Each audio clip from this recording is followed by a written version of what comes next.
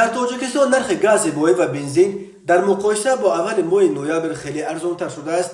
تنها در چند روز اخیر نرخ گاز مایع در شهر خوجند حدود 70 درم یا بیش از 10% ارزان‌تر شده است. ولی نرخ سوزشواری دیزلی یا سیارکا که در فصل سرما احتیاج به آن خیلی بیشتر می شود بدون تغییر 12 سومانی و 50 درم برای یک لیتر باقی مانده است.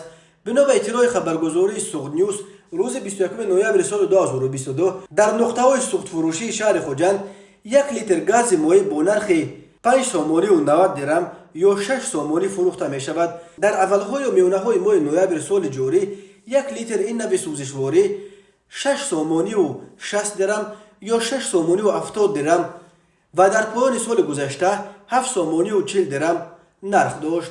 در نقطه‌های فروش سوزشواری در خوجند نرخ بنزین هم رو به پایین آورده است. یک لیتر بنزین تمغه 92 حالا 8 سومانی و 40 درم فروخته می شود.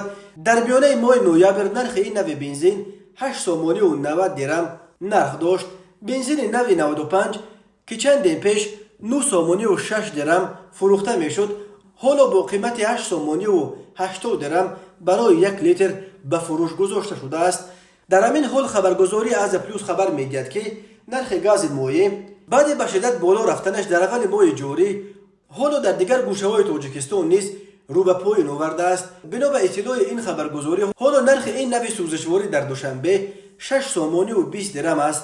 این هم در حالی که هفته پیش یک لیتر گاز مایع در پایتخت تاجیکستان 6 سومانی و 80 درم ارزش داشت.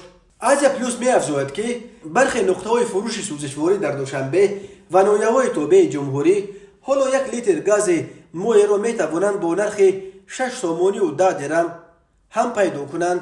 در یکی از نقطه‌های سوخت فروشی خوجند به سوخت نیوز در شرح سبب‌های پایین رفتن نرخ مواد سوخت گفتند که حالا در تاجیکستان افزایش واردات آن به مشاهده می رسد. این خبرگزاری یادآور شده است که در اول ماه نوامبر نرخ گاز مایع در خوجند یک بار بالا رفت و به 6 سومانی و 60 درم رسید.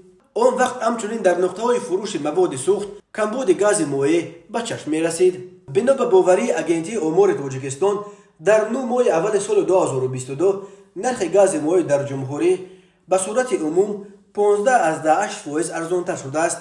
نرخ میانه یک لیتر گاز مایع در ماه دکامبر سال 2021 در تاجیکستان 7 سومانی و 40 درم تشکیل میداد.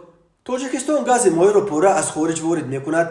تقریبا 90% از حجم عمومی گاز مایع از قزاقستان و باقی مانده‌اش از ازبکستان و روسیه وارد میشوند. هر ماه در تاجیکستان به حساب میانه تا 35,000 تن گاز مایع را استفاده میکنند. به حساب از پلوس در حال حاضر از 3.2 واسطه‌های نقلیات در تاجیکستان با گاز مایع کار میکنند که خراجاتش نسبت به بنزین و سیارکا نسبتاً ارزان‌تر است.